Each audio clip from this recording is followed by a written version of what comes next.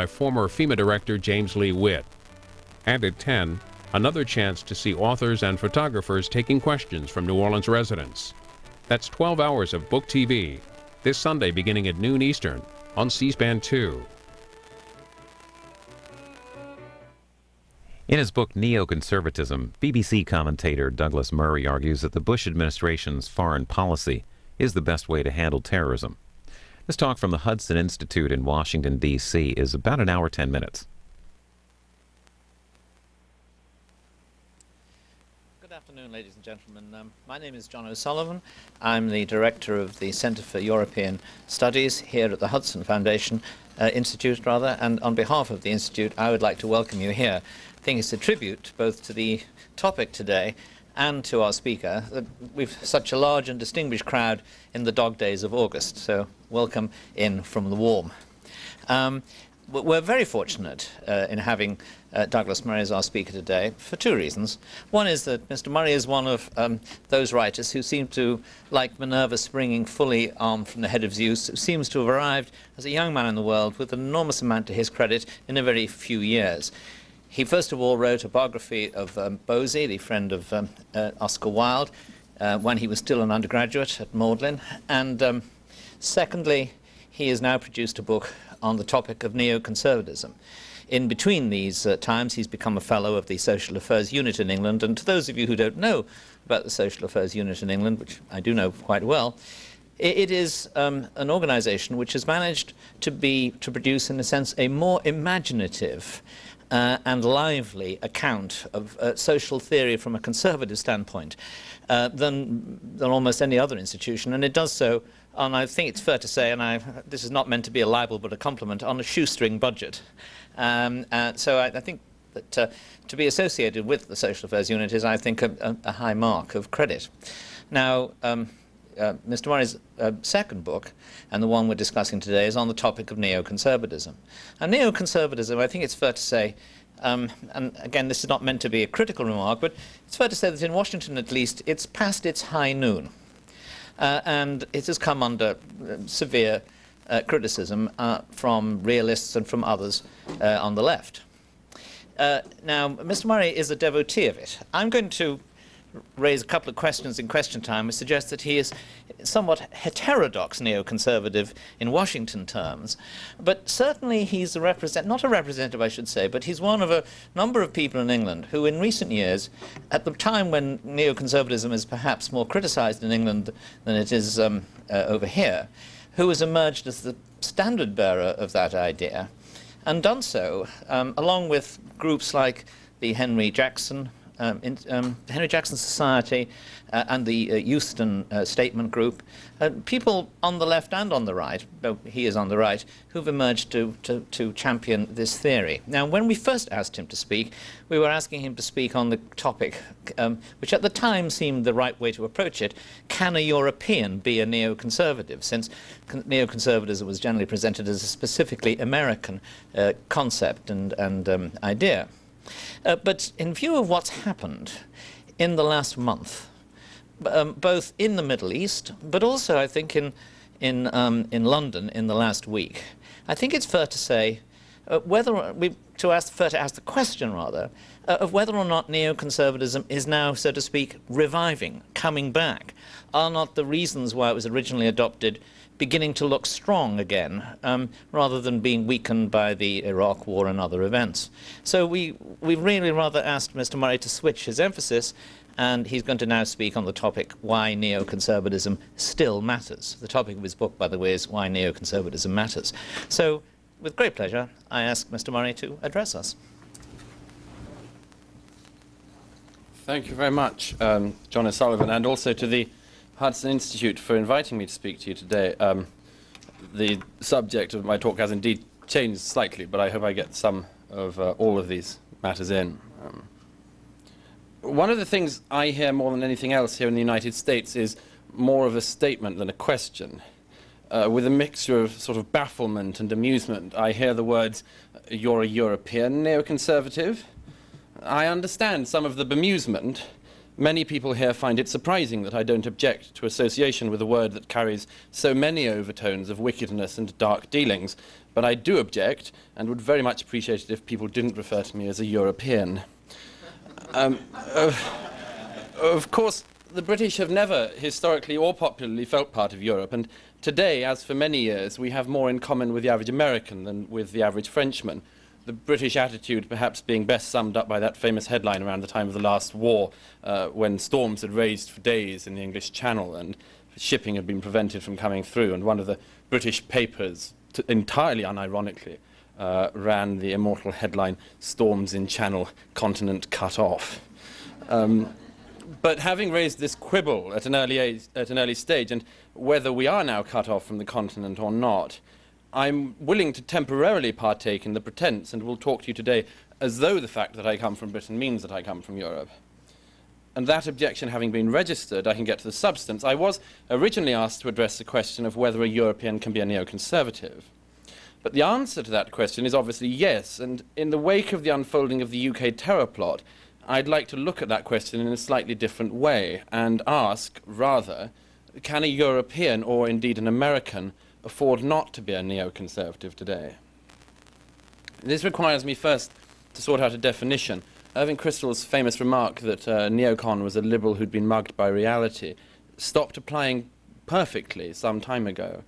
The change came about not only because what Americans today call liberals are very far from being liberals, but also because the most prominent neocons today were often never liberals in the first place, or were, in many cases, in fact, I'm thinking particular figures like perhaps Bill Kristol and John Podritz here, were born neoconservatives. The definition I like to use relies on people firstly understanding the obvious truth that neoconservatism is not a cabal or a party, but rather a sense, an instinct, a way of looking at the world.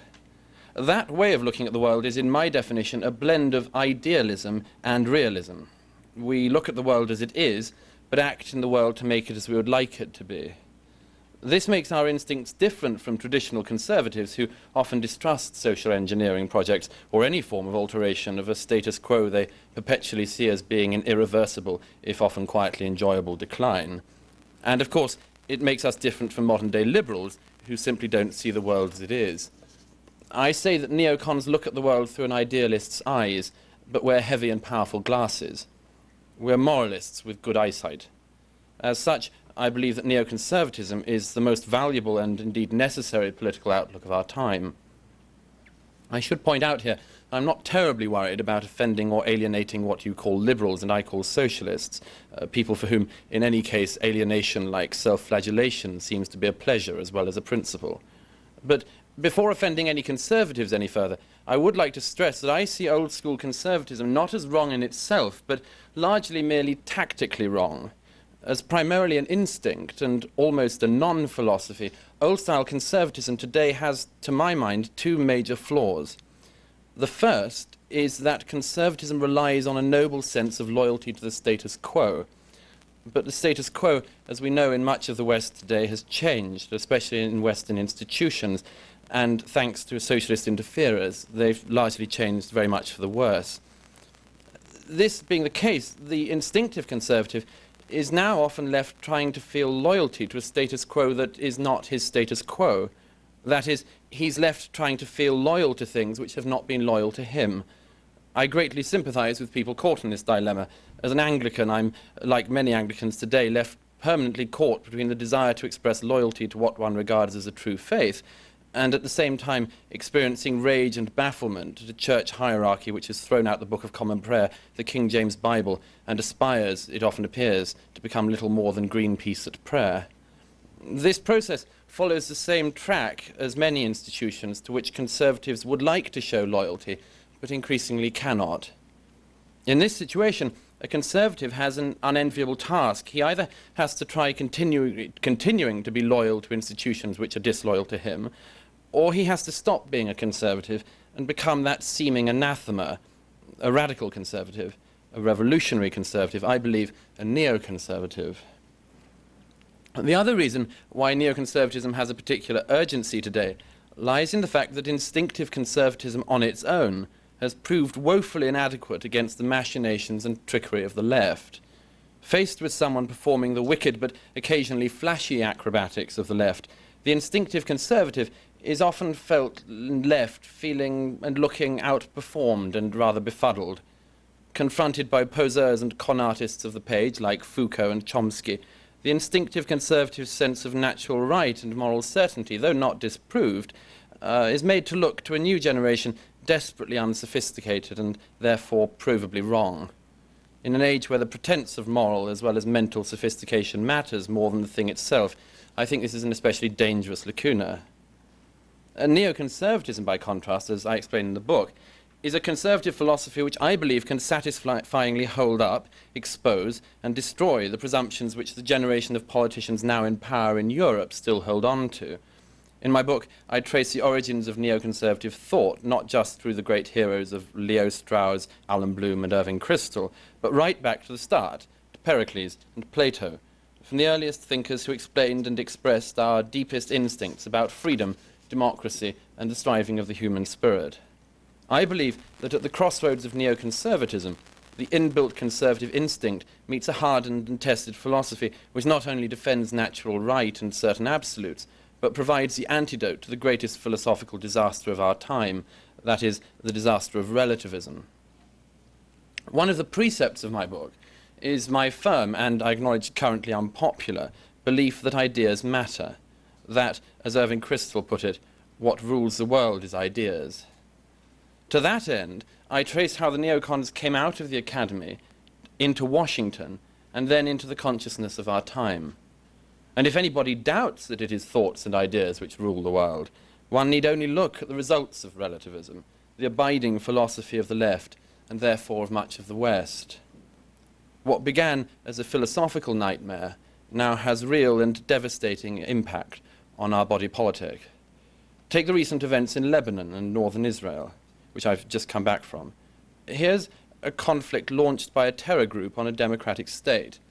But the UN, itself the end product of relativism, and large numbers of democratic, not to mention tyrannical states, can find no way of discerning moral difference between the two sides. To them, such a war is, like all wars, a 50-50 event, a conflict in which to take a side would be to make an unacceptable value judgment. And of course, the urgent necessity, therefore, is regarded not to be the disarmament or disbandment of Hezbollah, but ceasefire, as though a return to the status quo ante is a victory for peace rather than a mockery of it. Vast populations in the West and governments, such as that of France, can apparently now find no difference between a democratic state and a terror group, between an aggressor and a defender, between a state whose intention is to save civilian life and a terror group intent on maximizing civilian casualties, between a state that builds bunkers to protect civilians from missiles and a terror group that builds bunkers to protect its missiles and then uses civilians to protect those bunkers. Relativism has created a soup in which the most childish as well as the most pernicious ideas now flourish. It's no wonder that so many people, like the BBC, rely on body counts to decide who's right.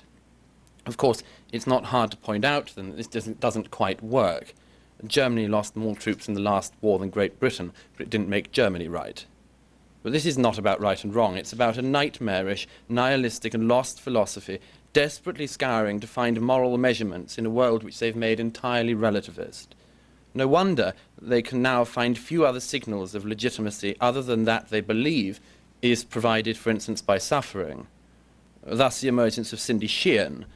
No human being could feel anything but sympathy for the loss of her brave son, but does the fact that she lost a son really give her moral authority or military know-how?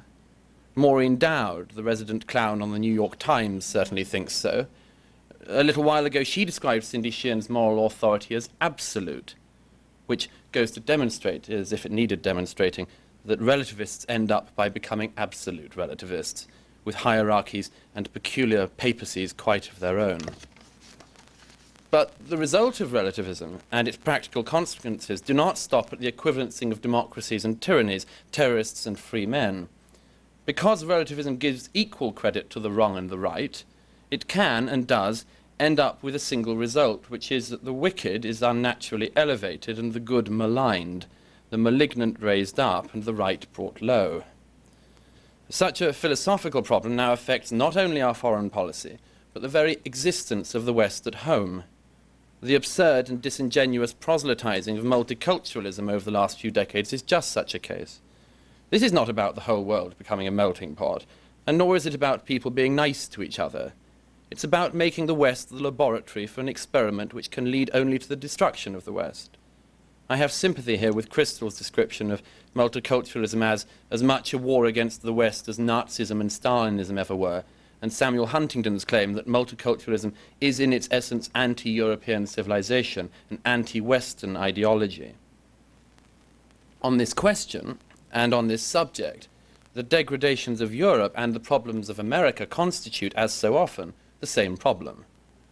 Border control and immigration issues here in the US have at their root exactly the same dilemma that Europeans are facing with their Muslim and other immigrant populations. At the root is the simple question of how the West can remain the West, how the West can remain a cultural and not just a physical entity, rather trying to make sure the West isn't just one in a sort of set of lifestyle-like options in which you might choose the Western tradition, but then on the other hand, if jihad's your bag, then that's fine too. An interesting mix to the dish, except that with all those ingredients going in, something overloaded it, and the whole Petri dish turned sour. Thus it is that Western governments, from America and Canada to Britain and Europe, can find no way to expel from their midst, or even make stands against, people who not only reject the societies which give them shelter, but actually plot against them. Canada has the sobering case of the Carter family, who have provided so many terrorists to the jihad that Mark Steins referred to them as perhaps Canada's principal contribution to the war on terror. In 2004, Mrs. Carter returned to Canada with a surviving jihadist son who required medical attention from the latest al-Qaeda shootout with the Pakistani forces that he'd been involved in. And not for Mrs. Carter the humility of the grateful applicant, but the simple statement, "I'm a Canadian and I'm not begging for my rights, I'm demanding my rights." Mrs. Carter's ungracious demand is echoed across the West from opportunist Islamists who take from us even as they plot to destroy us. Looking for a rational reason to protect ourselves, we seem to have forgotten the most rational reason of all, survival. In Britain, our government has proved incapable of expelling clerics who preach violence and subversion against the state. Holland and Denmark can find no way of booting out imams who incite murder and the overthrow of the government, and have indeed in many cases proven track records of graduates leaving for careers in Afghan caves. And of course, in Britain, only last month, the Home Secretary was once again forbidden by the law courts to expel a group of Afghan men who are only in Britain because they arrived a few years ago illegally on a plane. This wasn't any old illegality, though. No mere passport flushing on the BA loo for these guys. They arrived in Britain on a plane they hijacked themselves. And for all the guns, terrorism, and terrorized innocents involved, the British state, after many years, can still find no reason or any way to violate the human rights of hijackers by asking them to leave the country.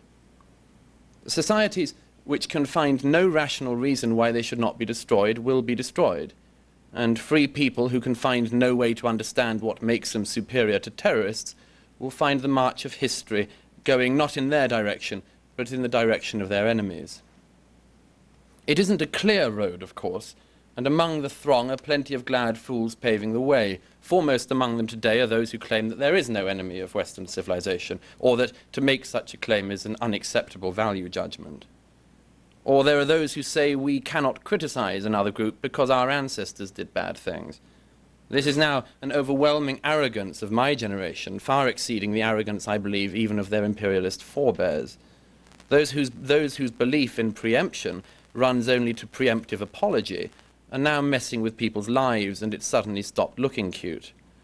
I lost count in the run-up to the wars in Afghanistan and Iraq of the number of times Europeans and Americans told me that we, such people incidentally only ever acknowledge collective feeling when it comes to collective guilt, that we had no right to fight al-Qaeda because we created them, or had no right to overthrow Saddam Hussein because we had supported him.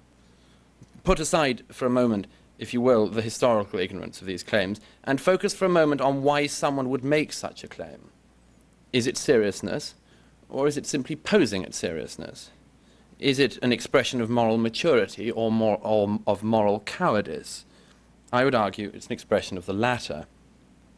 Only a generation brought up on a diet of self-esteem and ignorance could so continually parade under the not in my name inanities of the anti-war left, in which immersion in activism is actually an opt-out from action, where you never have to deal with a tyrant or genocide, because if you glance around, you can pretty much always find someone from the West in the background who you can blame and claim makes action not only illegitimate, but, that terrible word, hypocritical. And of course, there's the prevailing presumption that choosing not to act is not itself a choice and a mode of action. So you don't want anything to happen to Mr. Ahmadinejad. So your conscience is clear? No. If you call for inaction, you're acquiescing in the acquisition of a bomb. You don't get out of the game, you just pretend to get out with your hands clean. People who think like that have got away with things for too long, and in my book I try to take the argument back to them. After all, who has more to apologize for? Someone who supports the difficult and costly overthrow of the Taliban and Saddam Hussein, or a so-called peace campaigner whose activities, if listened to, would have by now led to the subsuming of Kosovo into a greater Serbia after a successful genocide, the continued rule of Afghanistan by the Taliban, and in Iraq whose best hope for the future would be the succession of Uday Hussein. This isn't conscience, it's ignorance. Profound moral and mental ignorance masquerading as seriousness. And the self-blame parade doesn't end with young people taught only guilt about their collective past. We've fast-forwarded here at a remarkable pace. We have politicians here and in Europe determining that any hit against America or Europe must be not the fault of the bomber or the hijacker, but of something we did in the distant or dim recent past. Terrorism, they end up claiming, is caused by our reaction to terrorism. So if we stopped reacting or trying to deal with terrorism, apparently we wouldn't face it. I watched, incidentally, with awe on Thursday as John Edwards pronounced in a television interview that last week's UK-stopped terror attacks were almost certainly a reaction to British and American involvement in Iraq. It was, as ever, a shame that Mr. Edwards couldn't have stopped talking, because if he'd have laid off for even a few hours, he might have seen, though not necessarily learnt from, the news that one of the main suspects in the bomb plots converted and radicalized in 1998. That's before Iraq or 9/11. As so often, we learn more about Mr. Edwards from his comments than we do about anything else. But for my part, I'd like to point out here something that he and others will have missed. You see, 1998 is an interesting year to convert to radical Islam.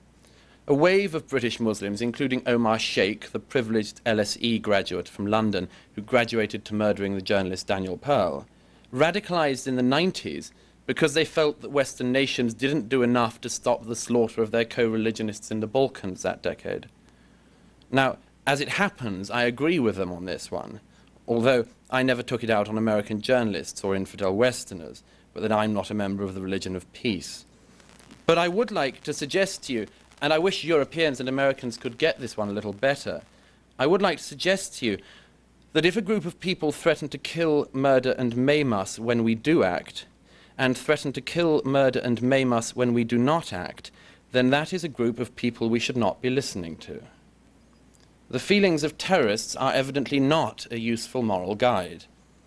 But as I say, in the relativist soup, you've got to seize on what you can, even if the nearest thing is a phony grievance or a hardly disguised malevolence. Seizing on such claims is understandable for the lost, but we should consider the results of these fake benign ideas. Both the Islamists, who beat us up from the outside, and the John Edwardses, who erode us from the inside, have one consequence to their rotten or lazy thoughts, which is that they intend to render, or will end up accidentally rendering, the West incapable of action.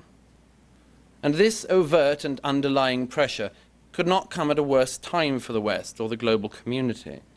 Over the last 3 years in particular, many gleeful commentators have declared that neoconservatism is over. Well, we've been here before. The same thing was declared, of course, in the Reagan years. And many of the presumptions and misunderstandings were as evident then as they are now. But let's look for a moment at what is being put forward to replace what has been, to only some extent accurately, described as the neoconservative project. The declaration that Iraq may be failing causes barely disguised glee among some opponents of the war. A number of the most prominent left-wing columnists in Britain and America have expressed open delight at the prospect of President Bush and Tony Blair being taught a lesson.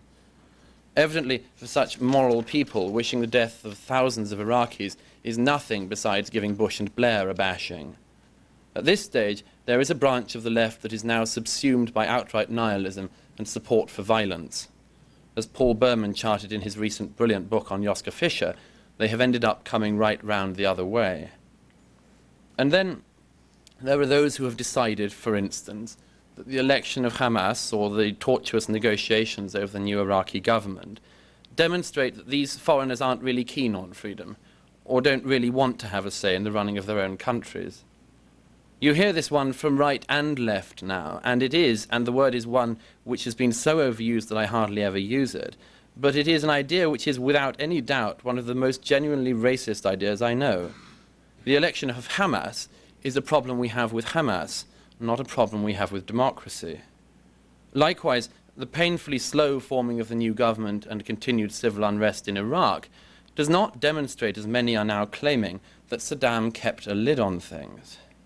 This phrase, I believe, will go down in history alongside Mussolini and his train timetabling arrangements for sheer unimaginative wickedness. So where are we with the world? Well, the axis of evil, one of the most derided yet accurate phrases of our time, which has been laughed off by the opponents of the war on terror, appears to be outliving and outdoing many of its doubters. The missile which hit an Israeli ship on the 14th of July, killing 4 IDF personnel, was sent to Hezbollah via Damascus and guided to its target by Lebanese radar. Iran has been sending not only munitions but troops to help fight the Israelis. Short of Kim Jong-il riding in on one of these missiles himself, I can't imagine a clearer example of the axis at work. But what has come from it? Absolutely nothing. And confident of our weakness, our lack of resolve and divided selves, Tehran and Damascus appear to have noted that when they put their heads above the parapet these days, not only does nobody shoot at them, nobody even shouts. So they've raised themselves even higher, and in the last week alone, Iran has not only admitted, but boasted of its supplying of missiles to Hezbollah, and boasted of its flouting of the international community over the nuclear issue. They have made the calculation that we are weak, and our weakness has proved, as so often, a provocation. The peaceniks and those who have counselled inaction or weak action have helped to bring us into a world in the next few years in which Iran will go nuclear and in which no one apparently will do a thing to stop them. Contrast that with the situation just in March last year when the journalist Joe Klein met with Assad in Syria. Please send this message: I am not Saddam Hussein. I want to cooperate, the Syrian president begged. Or when someone asks when a golden moment was, I'd say that was it. A period in which tyrants and despots felt genuinely concerned that they would be next and that the day of the great dictators were over. And where are we now? The tyrants have become emboldened, and 5 years on from September the 11th, we are, I believe, as a result, heading into a period as dangerous and avoidable as any in our history. We're heading there because we are losing faith in ourselves. Europe has been having a crisis of self-confidence for some time now, though I have some hope that Europe is coming out of this headless reverie. But exactly the least useful situation now would be if America joined in the crisis of confidence. The neoconservative resolution, whether the N-word is used or not, is vital not for reasons of pride, but for reasons of right. Through neoconservative thought and action, I believe that the West can deal with the problems of our time, and deal with them early, as truly liberal men, rather than down the road as barbarians.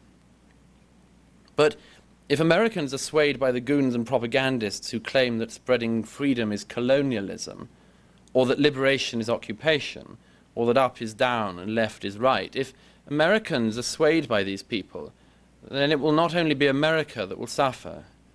It will be the cause of liberty and the possibility of freedom across the globe. Our thoughts will indeed have had great consequences, and future generations will not forgive us for them.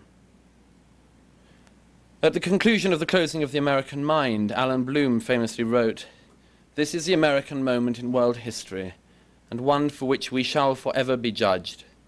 The fate of freedom in the world has devolved upon our regime.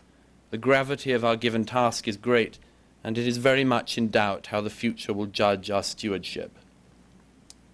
Today, we are a little closer to hearing that judgment, a little closer to success, or a little nearer to failure. This is indeed the moment for which America will be judged. The predictable dolts will be embittered by and critical of your success, but far more people will rue your failure. In Britain and Europe, as I say, I see some signs of revival, of people finally speaking out again on issues on which they remained silent for too many years, of the throwing off and challenging of presumptions and platitudes which held sway for too long. For many of us, it is America which has inspired us and led the way. Neoconservatism is the first complete political philosophy founded in America to transfer slowly but measurably to Europe. Movements like the Henry Jackson Society in London and the Euston Group explicitly link to and look to the bold and inspiring philosophy which revived American conservatism in the last half-century. We look to your example, and we like what we see. I hope that you can find it in yourselves to continue the path you have been on. Now is not the time for you to go wobbly on us. Thank you.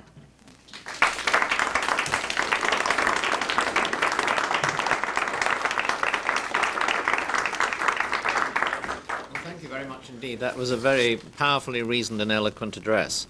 Now, I'm going to take questions from the floor. Is there anyone who would like to offer the first question?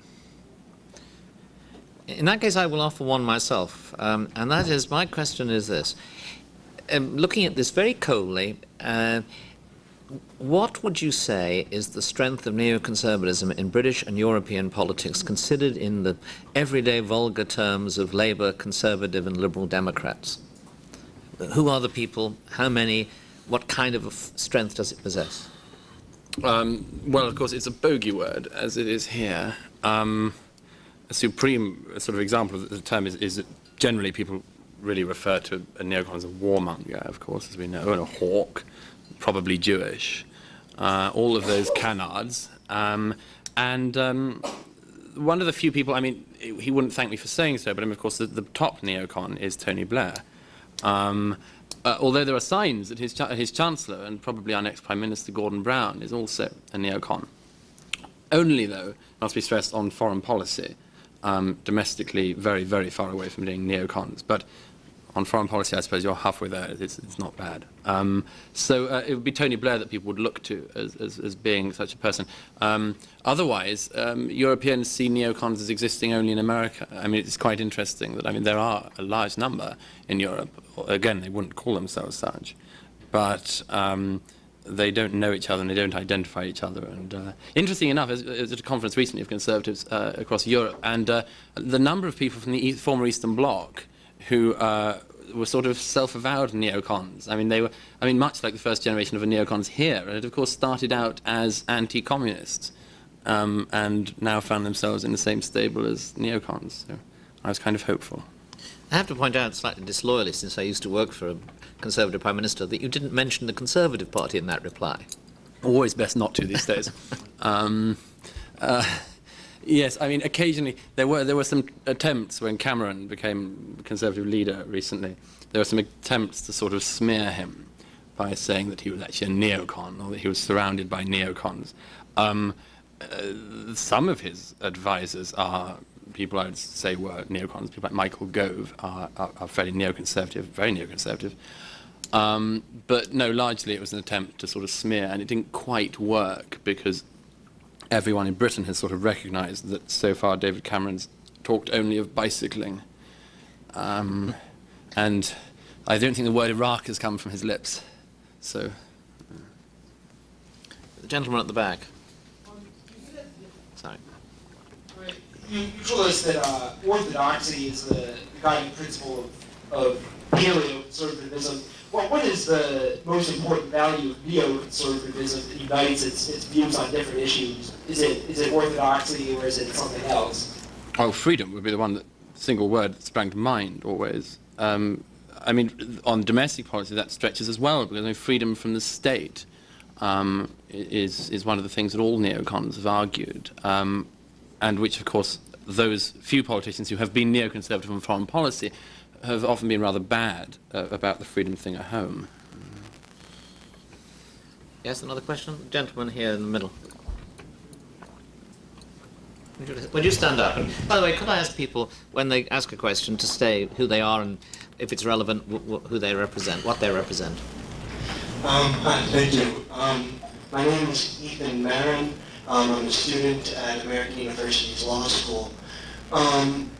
I'd just like to ask a quick question, if I may, about a point you touched on, sir, the ceasefire in Lebanon. You characterized it, if I understand you correctly, as an example of moral relativism at work, an inability to distinguish between Hezbollah's side and Israel's side of the conflict. I have to say, I don't quite see it that way for two reasons. One is that the ceasefire does seem to have given Israel much of what it said. It wanted a security buffer to be staffed by Lebanese and international peacekeepers up to the Litani River. And second, because even though, yes, it would be very nice if we could totally disarm and destroy Hezbollah, or at least force its conversion to a pure political party without any weapons, the reality is that what we've seen over the past few weeks is that even with the very best of intentions on the Israeli side, we get very high civilian casualties in Lebanon during an attempt to actually destroy Hezbollah by military force. So might it be a sign not of moral relativism, but of simple prudence and regard for Lebanese civilian life to go for the ceasefire and say, yes, Hezbollah is a problem, but we'll deal with it later and in a somewhat less bloody way? Well, it's a good point. I think not, only because I see no desire in the international community to deal with Hezbollah. If they can't obey 1551, I don't see why they're going to obey a new resolution. I mean, how many resolutions do you have to give before Hezbollah get the message? I mean, are they going to take it when we give them 3 or 4? I don't see anyone in Hezbollah who says, look, guys, the UN's given another resolution. Let's destroy our missiles. I see no seriousness in dealing with the issue of disarming Hezbollah, and on the issue of the international force, I see no likelihood that it's going to do what it's trying to do, or what its mandate would be intended to be. I think it's a great disaster generally having to put an international force in southern Lebanon, and we all, of course, regret where we are with it. But what is the point of putting a buffer zone between Israel and a terror state, a terror group that's still fully armed? I see a return to the status quo ante on this one as being not a draw, but a victory for Hezbollah. A draw that the terror group punched the nose of a big state. The big state tried to come back and was prevented from doing so. What is the alternative? The alternative? Well, the alternative, first of all, would be, I mean, the alternative is to deal with Hezbollah, to destroy the 13,000 missiles. I mean, it's better that you have even 3,000 Hezbollah and no missiles than 100 Hezbollah and 13,000 missiles. You can just get rid, just to try to get rid of the missiles would be a start. Now, that being the case, what would be a good idea and what would be a victory, I think, for Israel here, would be to continue a military campaign. It would still continue to be a difficult military campaign, but to continue the military campaign and be rather better about the way they explained it to the world. One of the most dispiriting things about being in Israel during this period has been seeing every single individual attack, such as the destruction of the bridges, for instance, or the taking out of the radar facilities on the waterfront of Lebanon, and no explanation from the Israeli government or Israeli military to the international press. I mean, I kept on saying to them when I was over there, I will lend you a pointy stick and get a general to stand with my pointy stick, and you can do it. Because as it was, the presumption has gone around the globe that the Israelis just like blowing up bridges. Nobody explained that the soldiers could be, the kidnapped soldiers could be spirited across these bridges, or that the rocket launchers would be retreating back into northern Lebanon. No one explained that the Lebanese government had provided the information from the radar, which meant that the radar facilities on the seafronts had to be taken out. All that happened was, it was released by the international press that Israel had been bombing the waterfronts of Lebanon. I mean, these sort of basic problems, I don't know why the Israelis don't do this. My only guess is that they decide that people have decided they don't like them, and they're not bothering to try to make people like them. I think that's a great mistake, and it's been revealed here what happens. If you could have got out, there was a letter to one of the, sorry, I'll finish last point on this one.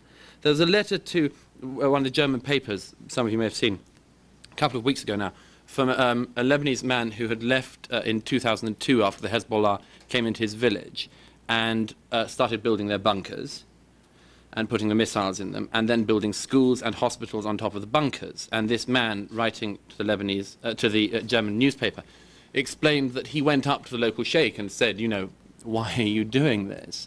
And the local sheikh said, because this way the Jews lose one way or the other. Either we missile them, or they try to get us, and the international community will stop them. Now, I think if you could explain, it's not an easy thing to explain to the public how one army that is literally is killing the people is not responsible for those people's deaths. It's not an easy one, I acknowledge that. But I'm sure that people could get this idea if you got the idea out there a bit better, if you got it out there a bit clearer. And I just wish that we had seen that happen. Gentlemen, and then afterwards over there. Anders Wimbush from Hudson Institute. You characterized neocons as people who believe that ideas matter. And for those of us who really believe that, when we look around the world today and we think what impact the war of ideas has had upon this landscape, we retreat somewhat disappointed, or at least I do. I wonder how you would characterize fighting the war of ideas. What kind of a report card would you give us? American battle of ideas, I'd give a beta plus. Europe, I'd give a gamma minus. I mean, it seems to me that one of the problems that conservatives have had for some time has been that we've presumed that we're losing. You know, conservatives are all stripes. We sort of decided that everything is against us, that the best we can do is fight the battle for the next thing that will be lost. And that's all that we'll be able to achieve, is to temporarily sort of put off some decline. And I think that's a mistake. And as I say, it's an instinctive thing, but it's also a philosophical thing. I think it's a mistake to run on that. I think that conservatives should understand, and as I say, one of the things that revolutionary conservatism, as it were, can understand is that you can make things better, and that you should try to, and you should argue for them. And I believe that the result of the last 30 or so years, about 40 years, certainly since the 60s, one of the results of conservatives not fighting this battle of ideas quite as hard as we should have done, letting these basic presumptions go ahead, is, as I say, seen on our streets. I mean, conservatives, for instance, have never bothered, it seems to me, to battle the notion of the whole argument about progress and historical inevitability, whereby a liberal, as you call them here, unfortunately, or leftist, a socialist, can keep on portraying conservatives as only backward-looking, only regressive, only the problem or the hold-up to the great moment when we arrive at the hinterland and all say thank you. I fear that the most basic things of the narrative, as well as you know, precise things, have been sort of volunteered up by us. So we decided we were going to lose them, so we won't bother. And I say we bother. Yes, the gentleman at the Roger, did you have a question? I'm Roger Kimball. I'm actually a publisher of Encounter Books, which published this book. I urge you all to buy it. But I just wanted to add something to what Douglas said with respect to this gentleman's question. I think that if it was Hussein Moussawi's, the former Hezbollah leader, if his statement that we are not doing these things, like blowing up school buses and churchyards and so on, we aren't doing these things because we want something from you. We're doing them to exterminate you. I think that's hermeneutically transparent, as it were. And would do a lot to further the understanding of what we're really up against. But I wanted to ask you, Douglas, something that doesn't really come through in your book, but I'd be curious to know what your opinion was. Do you consider the Bush administration more or less neoconservative now than in 2003? Less now. But that's not because of individuals. That's not because of, Libby or Wolfowitz or anything like this. That's because I believe of something in the President and of Secretary Rice, which it seems to me goes toward neoconservatism now and has done since 2001, but doesn't always stay there. That the impulse is there, but not always the seeing it through. And I think particularly, of course, of Secretary Rice's dealings with Iran, where I see a sort of a part desire to take a neoconservative attitude to it, and then a sort of fatal backing off of it, which I think is giving out all the wrong messages to Iran, and we might as well not be neocon around the edges, at all, if that's the case. But it's not to do with individuals. I mean, I really object to that sort of thing about sort of purge of the neocons, as if they all came in 2001 and took over and then all flew off. I don't see that at all. But of course, that's just that the press and so on love talking personalities, whether it's footballers or anyone else. It's peculiarly attractive to them. Yes, question here.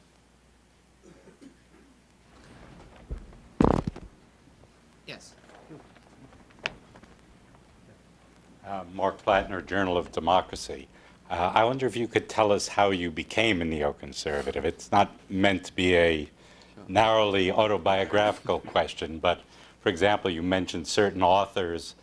Did you first become interested in neoconservatism and then turn to these authors? Was it these authors who turned you to neoconservatism? And more broadly, among other Britons or even Europeans who are following this path, what do you see as the cause of their turning in this direction? No, sure. I mean, I didn't kneel at the feet of Leo Strauss as a child or anything. I might say these days that, I mean, people tend to read Strauss and such neocon authors because they sort of realize they're neoconservatives and then like to find out. They work their way backwards.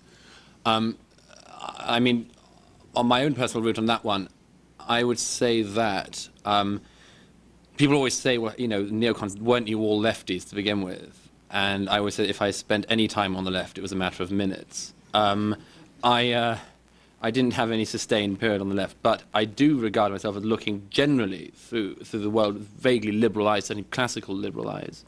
And I suppose the mugging, I mean, if I was mugged by reality, there were, I suppose, three things particularly. The first and most prominent one, I think, was on the issue of the Balkans in the 90s. Like a lot of people, I mean, there were people on the left like Brendan Sims in Britain, the Balkan expert, and so on, who I have common cause with because of this. I mean, the sheer exasperation, amazement, and horror that, as far as one could see, there was going to be a full replay on European soil of everything we said we wouldn't have again.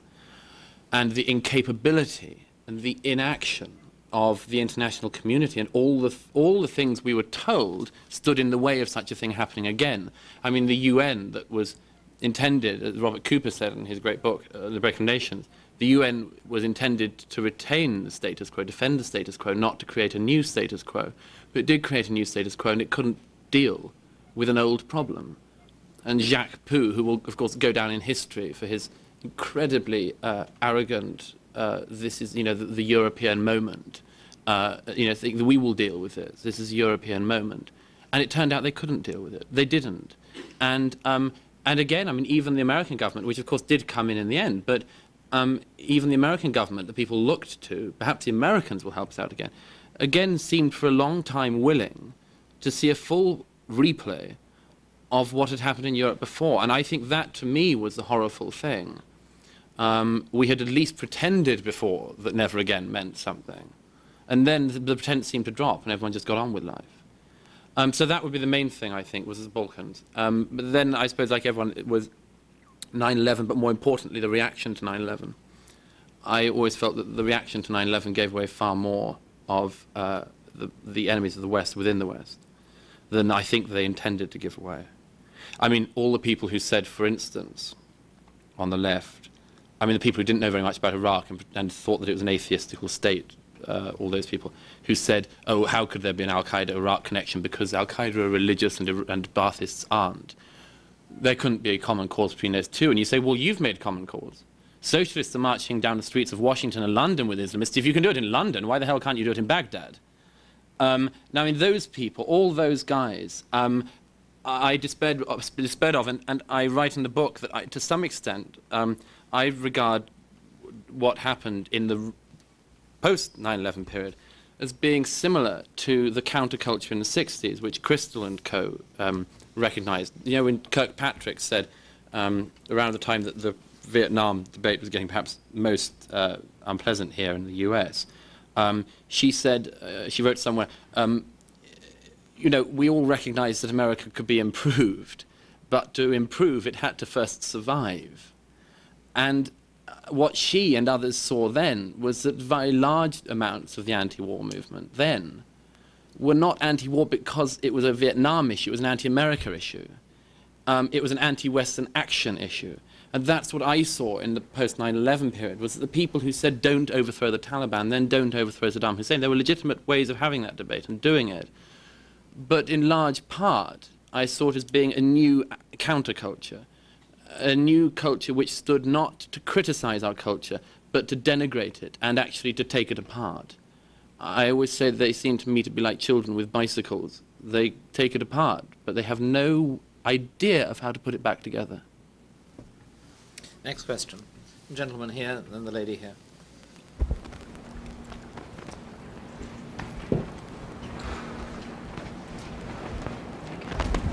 Thank you very much. My name is Yoichi Kato with Asahi Shimbun, Japanese newspaper. Thank you for your presentation. I apologize to be coming in late, so if my question is answered already in your presentation where I missed, I apologize. But I'd like to know how damaging the way the Bush administration handles the Iraq war to the credibility of the neoconservatism, and how you can recover from it. Thank you. I think in the portrayal of the war, greatly. I mean, I always felt the shifting between justifications was a mistake. I always put it that there was, and I don't mean this flippantly, there was no reason not to invade Iraq. I.e. that every criterion necessary to withdraw sovereignty temporarily from a country existed there.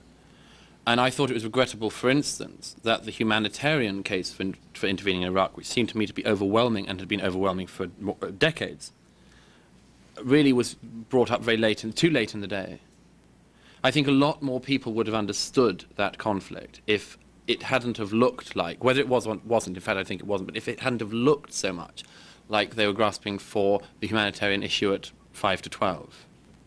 I wish that had been used in the beginning, because it would have, at the very least, at the most, it would have persuaded more people, particularly on the left, of the terrible urgency of dealing with that country in order to save it from that family. But at the least, it would have smoked out the people who pretend to care about the people of Iraq and so on, and actually do not at all. The people who masquerade as caring, and we've allowed to get away with it. It would have made them have to say, I do not care about the repeated genocides, don't do it. That would have been okay, we could have said fine. But it muddied the debate, yes. And the handling of the war, well, as I always say, I mean, neocons did not handle the war. They were not running the great departments of state here. The lady here. Thank you. Sarah Baxter, Sunday Times of London. Right. Hi. I wanted to ask you about Gordon Brown, who's quite likely to be Prime Minister in the next year or so, maybe a little bit later if Tony Blair can stop him. I'm intrigued to say that he might be neoconservative in foreign policy. I'd like to hear the evidence for that, and because I thought he might be saying as little as David Cameron on the subject. And if I can sort of squeeze in a second question, how do you regard Mrs. Thatcher these days? Was she a neoconservative avant la lettre, so to speak? And existed then, but she wouldn't have necessarily called herself that. And I mean, do you regard yourself in a sense as in any way a Thatcherite, and does that make things uncomfortable in today's Conservative Party? I don't regard myself as a Thatcherite. I think that's probably because, well, I don't look to Thatcher particularly. I might horrify American conservatives on this one because I know she's the only good leader we had for many years before Blair. But I don't regard Thatcher as... I mean, Thatcher was in some ways, she was certainly a hero in the same way as Reagan in dealing with the Soviet Union. And the moral clarity she showed then seems to me to be what one might call neocon. Similar to her action in the Falklands, might I add, lambasting the American administration's initial reluctance to do anything but draw moral parity between my country and Argentina. I mean, that sort of thing seemed to me to be a fundamental sort of Now, to call it neocon in some ways is to, call it a bad name or to make it look worse. I think it was simply a moral stance she took, and that's what I admired in her then and admire in her now. Looking back at what she did in her reign, but I wouldn't regard myself as a Thatcherite. I suppose that's probably because when we refer to Thatcherism in Britain, we don't mean treatment of the Soviet Union and so on. We mean privatisation and all of that.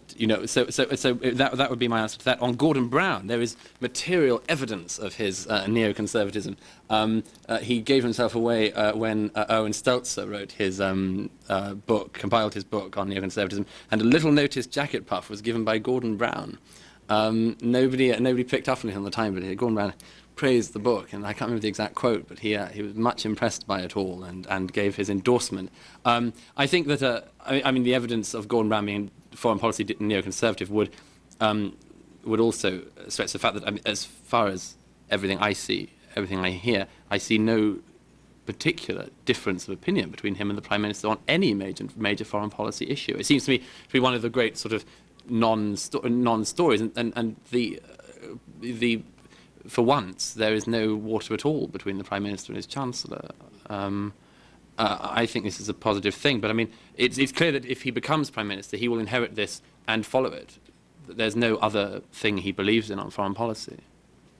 As opposed, incidentally, to the Conservative Party, at the moment don't seem to have any beliefs on foreign policy, but that's, I think you may be reading a little too much into the fact that Gordon Brown is not only a good friend of our colleague Erwin Stelzer, but Erwin Stelzer is also a highly influential columnist. Yes, and advisor, I believe, to Brown. Yes. Yes. Next question. Yes, the gentleman at the back. Hi, Eric Hammond from the Asahi Shimbun. And in America and elsewhere, public support for the military presence in Iraq has been eroding, particularly this year, but also for some time. And my question is, neoconservatives have come under critique for this, for overestimating the staying power of a democratic society in terms of foreign, especially international ventures. So my question is, what's the relationship between the neoconservative policymaker and the democratic society in terms of should neoconservatives kind of drag the public along with their agenda, or not to put a negative spin on it, but then, or should they wait till they've won the battle of ideas before bringing the public along? That's a good question. I mean, Iraq has, incidentally, I don't regard the failures in Iraq as being necessarily put at the feet of neocons. I would particularly, of course, stress that, those people who criticize the actions of the Pentagon and so on, and I'm not entirely among them, although I do have criticism, but Donald Rumsfeld is not a neoconservative. And whenever I say that, generally there's sort of bemusement, but outside this audience, generally people really don't get that. Because he's a hawk, or seems a hawk, they see him as a neocon. But on the issue of Iraqi society and whether the public will go along with this, it seems to me that one of the problems we face in Iraq is that the underestimation was the underestimation of the wickedness of the enemy. Not its numbers or anything else, but the sheer depths to which they would go. It's something which every time amazes. Every time, dozens of children are blown up deliberately. The opening of a water plant in 2004. The suicide bomber, the local children, all there to celebrate the opening of the water plant.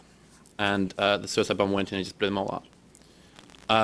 The case some months ago when a Shiite teacher in the south, when the gunman walked into the classroom and terrified all children, shot their teacher in front of them.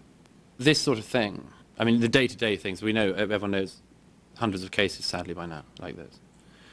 I think we underestimated the wickedness of the enemy. And I think they knew that we would underestimate them and every time try to shock us. And shock us and terrify us and horrify us. This is the nature of terror. Why do they record kidnappings and beheadings? To horrify us. And it works. Of course it works. I mean, what journalist wants to venture outside the green zone? I mean, you know, who would want to do it? Everyone in Iraq is terrified. They all have the premonition of themselves being on the camera, you know. And that works. It works because every time they are steps and steps ahead of our wildest, you know, horror nightmares of what somebody is willing to do as a human being to another human being. And it's very, very hard to battle an enemy like that. It's very hard to battle an enemy that is willing to kill dozens of school children to get one American troop. And we didn't prepare for that. And I don't see how you could. I don't see how the Russian government could have prepared for Beslan. What could you do? What on earth could you do to preempt that, or to imagine that it was possible? And that, I think, is why we're in that situation with Iraq. But it's a situation we know the terrorists have planned and plotted and intend to continue. We know that from the Zawahiri letter to Zarqawi, the unlamented late Mr. Zarqawi, that the intention was to create maximum bloodshed, to kill his own religionists, his co-religionists, and people of his own sect, in order to create maximum horror for the outside world and maximum horror for Iraqis. Sadly, all of the narrative, I hate that word, but it's hard to avoid, all the narrative of Iraq, of course, and I think they know this, they knew this, all the narrative has come down to the deaths in Iraq, of course, are at our hands for going in. I wish that the press in the West, and I wish the governments of the West, had stressed more that the death of people in a suicide bombing is solely down to the person who carried out the suicide bomb and the people who sent him. I wish that could be stressed more. I wish I weren't told constantly that 100,000 people had been killed by us. They hadn't. They weren't. Apart from the fact that figure's fallacious, of course. But they weren't killed by us. It wasn't American bombs that were dropped on civilians. It was Islamist terrorists killing their co-religionists to spite us. The gentleman at the front. Thank you. Andrei Piankovsky, visiting Hudson Institute Fellow.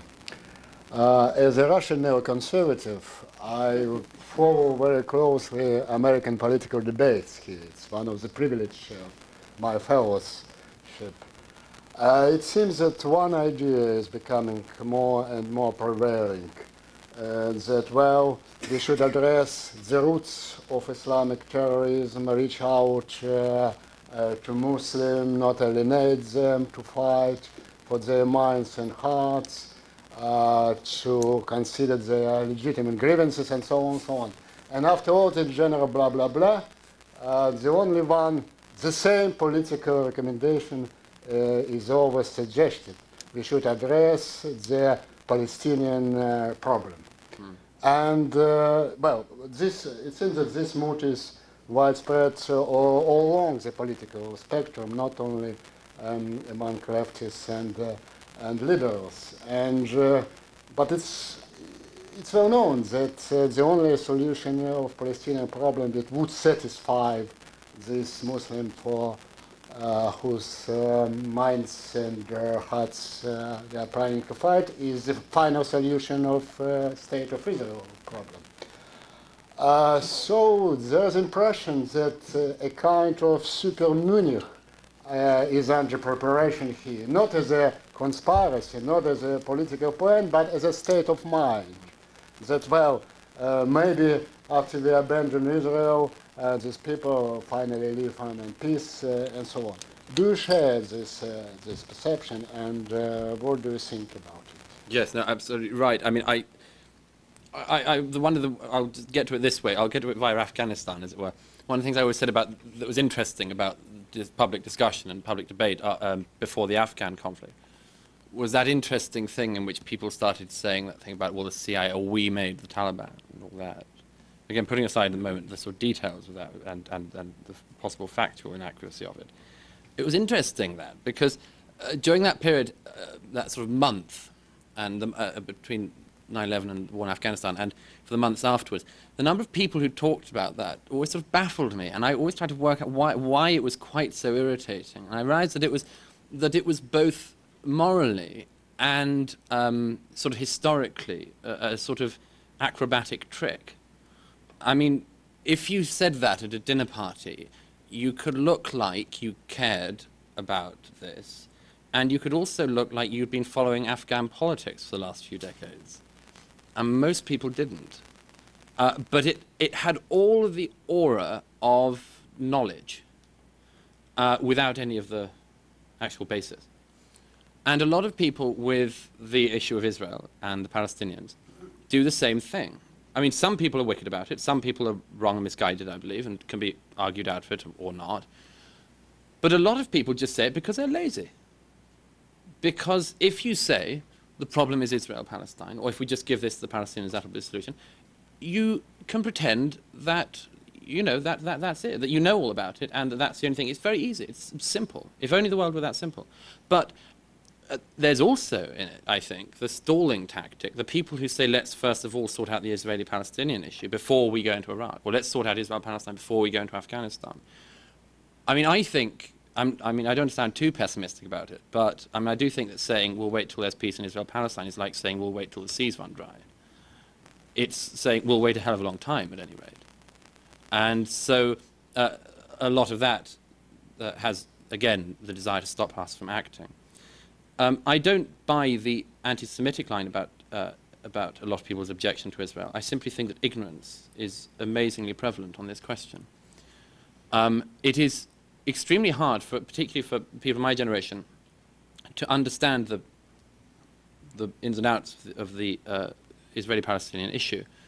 But if you have been born in the 1970s, let's say, and when you've been growing up, have always seen the issues of suffering Palestinians, whose suffering cannot be denied, the likelihood that you will get on their side, in the same way that you'd get on the side of, say, the starving in Africa or something, as another of your moral hobby horses, is quite large. So in a large number of cases, I don't think it's wickedness that leads people to that particular excuse. I just think it's laziness and not really knowing the facts. It's very interesting speaking to people and saying, when they say, well, in the occupied West Bank or something, and you say, well, do you know who occupied it before? Or did that bother you? Would that have bothered you? And so that Israel-Palestine, at the root of it, is one of their biggest lies. The other lie, if I may just touch on it quickly, the one about, you know, we must find out what their grievances are, and poverty and all these things. I would stress, just simply because I always have to stress this, that, I mean, an end must be brought to this this idiocy, that you are more likely to become a suicide bomber if you're rich, and you're more likely to become a suicide bomber if you've gone to university, as far as I can see. In Britain, it was, you know, and not to mention Mohammed Atta and co, Omar Sheikh, and all these people. We have a cell on trial at the moment in London from a certain university plotting to blow up nightclubs in London. We've had constant cells, recruitment on campuses. A lot of these people are very rich, they're very privileged, they're well educated, they're not ignorant, they're not living in slums or anything else. If you see the school that Omar Sheikh went to, and then get the person to say this is about poverty. And incidentally, just one last one on that. Incidentally, on that one, there's a very interesting program recently revealing in Britain that revealed the link between Asif Hanif and Omar Sharif, the two suicide bombers who went out from Britain shamefully in 2003 and blew up Mike's place in Tel Aviv. The link between them and Mohammed Sadiq Khan of the 7th of July bombs. The link that is revealed between the two of them, the program managed to get a person who, an Italian peace activist who had been in the West Bank with Sharif and Hanif before they went and blew themselves up, apparently in the name of the suffering Palestinians. And they went to see some suffering Palestinians in Ramallah. And this Italian aid worker, this Italian peace activist and aid worker, described how he picked up this Palestinian child and just wept. And that Hanif and Sharif were just looking around. They weren't interested at all. He said he thought at the time it was strange that they didn't seem to care. Now, can somebody then please explain why we keep on hearing this thing that they are doing it for their Palestinian brothers? I don't see it. Next question. I'd like to ask a question which changes the emphasis of the discussion from foreign to domestic questions. I mentioned at the beginning that you were, to some extent, heterodox as a neoconservative, at least in American and Washington's terms. And that's particularly noticeable in your book when you discuss multiculturalism and immigration, which you regard, so to speak, jointly as being very serious challenges to the West and to individual countries in the West. This is something in which there's a huge debate on immigration at the moment in the United States, and I think it's fair to say that most neoconservatives are rather strongly in favor of very liberal immigration policies, including, if you count the president as a neoconservative, including President Bush. I'd like you to sort of explain why it is you take the position you do, and why it is you differ, why you think that, and your comments on, in a sense, the fact that so many of your confreres in this country don't. Yeah, I mean, I regard the borders issue to be, I always explain that one of the very few sort of absolutely basic things, apart from defence of the nation, that is the responsibility of a government, is the defence of its borders and the protection of its borders. I cannot understand why this government here does not see that as a priority, an absolute priority. We tend to think that countries change by invasion or some vast seismic shift of forces. And the truth is, the 21st century will not happen like that. Countries will be lost bit by bit, and they will change vastly bit by bit. And I'm not talking the Huguenots or anything like this. I'm talking complete societal upheaval. Not just the Hispanicization of America as a possibility, but, for instance, the fact that a recent Dutch government report revealed that, well, at the moment, 2 in 3 children at Amsterdam's schools are Muslim. And by 2018, Holland will have a Dutch majority. Now, that isn't a distant prospect. That isn't some thing that we know that we can say, oh, at least I won't live to see that. You will. I hope we all will. And it's the same with America. And my great fear on this one is that the borders issue, which I think some neoconservatives see it as a liberalization issue. I don't, because I see societies that slowly change from societies that are less free. If it happens too fast, as we know, immigration works well when it happens slowly and people integrate. It does not work well when it happens at a great, great speed, which is what's happening with immigration in America and what is happening and has been happening with immigration in Europe. When it happens at a great speed, there is no need to integrate, no need to become part of a society or feel loyalty to a society. And so the nature of that country will vastly change. And I do fear that, that this comes down to the same narrative, which is the narrative of the West.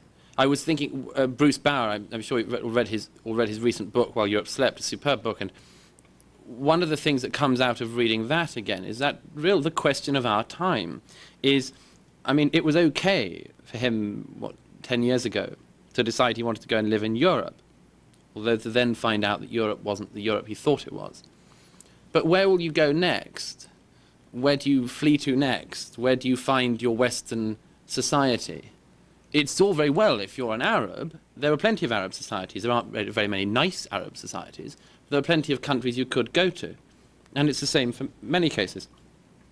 But in 50 years from now, if the demographics in Europe go the way that people think they are, and if America continues to have such porous borders, can we honestly say that the Western civilization, the Western tradition will still be upheld? I don't think so.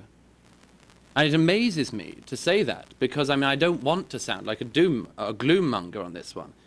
But if anyone can seriously explain where the West will be, where it will be practiced, other than, as I say, a kind of one of a set of lifestyle options, then I'd like to know what the positive side of it is. And that's why the border issue is of such importance. Is there another question? Well, No? In that case, I want to thank Mr. Murray very warmly for a splendid talk, for answering what were extremely difficult questions very fully, and for, in general, presenting us with a somewhat, I won't say gloomy, but a somewhat challenging vision of the future to which we have to respond. I think